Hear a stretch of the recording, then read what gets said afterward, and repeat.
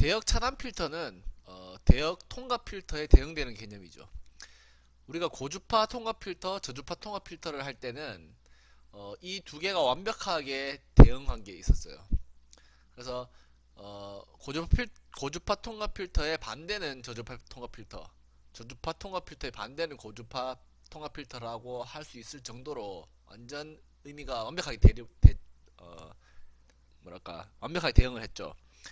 대역 차단 필터도 대역 통과 필터와 대응을 하긴 합니다. 근데 한 가지 점은 생각해 볼 문제가 있다는 거죠. 뭐냐 하면 우리가 예전에 대역 통과 필터를 이야기를 할 때 물리적인 필터에 대해서 이야기를 했죠.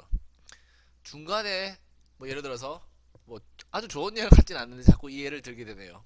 콩, 쌀, 그리고 모래가 뒤섞여 있는 어떤 항아리에서 그 중간 크기에 해당하는 쌀만 얻을 경우에는 필터를 물리적인 필터, 뭐 체와 같은 물리적인 필터를 두 번 쓰면 얻을 수 있다 그랬죠.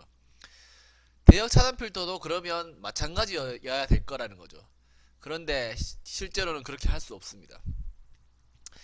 무슨 말이냐면 대역 차단 필터는 여러분 보시는 바와 같이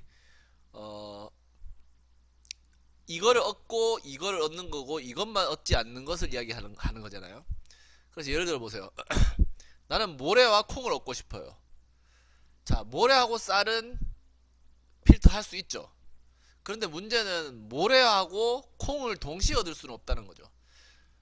1mm 정도 크기가 되는 구멍을 가지는 필터 같은 경우에는 모래와 쌀 플러스 콩은 분리할 수 있지만 일단 모래가 분리돼 버리면 콩은 쌀과 함께 버려져 버리는 거죠. 그 반대도 마찬가지예요. 콩만 얻을 수는 있는데 이미 모래와 쌀은 어, 버려져 버리게 된다는 것이죠. 그래프로 설명하자면 예를 들어서 나는 내가 원하는 게 요걸 원해요. 그래서 대략 이 정도 되는 필터를 이용해서 이렇게 필터링을 한번 해버리잖아요. 그럼 이 부분을 얻게 되는 거예요. 그런데 이미 이 부분이 날아가 버렸죠. 그래서 이미 날아갔기 때문에 이 부분만 얻은 것으로 이것을 되살릴 수 있는 방법은 없습니다. 그렇기 때문에 대역 차단 필터라는 것은 어, 필터 두 개를 이용해서 구현을 할 수는 없다는 거죠. 대역 통과 필터는 필터 두 개로 구현을 할 수 있었죠. 그래서 저주파와 고주파처럼 완벽하게 대응하는 것과 비교해서 대역 차단과 대역 통과는 조금은 더 복잡성을 가지고 있죠. 그런데 반드시 할 수 없다 이런 건 또 아니에요. 필터를 두 번 쓰면 안 되지만 우리가 그 대역 통과 필터를 이야기할 때 다른 방법이 하나 더 있었죠. RLC를 동시에 쓰는 이런 회로 형태도 있었잖아요, 그죠? 자, 저주파 RC를 이용한 저주파 통과 필터에서 C가 저주파를 막고 있지만 똑같은 회로에서 R 부분을 내가 취하면 고주파가 된다고 했죠. 그죠? 그런 것처럼 이 회로에서 우리가 아까 전에는 R을 취했으니까 대역 통과 필터였다면 나머지 부분은 당연히 이 부분이 취하고 있다는 거죠. 그래서 이렇게 설명할 수 있을 거예요. 그래프를 다시 그려보자면 얘가 대역 통과 부분을 맡고 있었다면 얘는 그 나머지를 당연히 맡게 되겠죠. 그죠? 그래서 이 나머지는 대역 차단 필터 역할을 하고 아까 전에 이야기했던 이 부분은 대역 통과 필터 역할을 하고 있죠.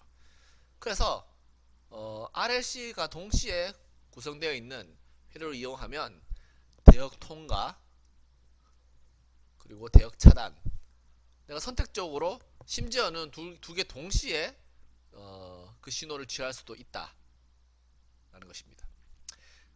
그리고 또 대역 통과 대역 차단 필터 다양한 방법이 더 있어요. 그런데 우리가 지금 설명한 정도의 수준에서는 대역 통과 필터는 두 종류가 있었죠. 근데 그 중에 첫 번째 RC를 두 번 쓰는 거 또는 RL을 두 번 쓰는 거는 대역 차단 필터에는 적용할 수가 없다는 거죠. 오직 RLC를 동시에 쓰는 요것을 대역 차단 필터로 쓸 수 있다.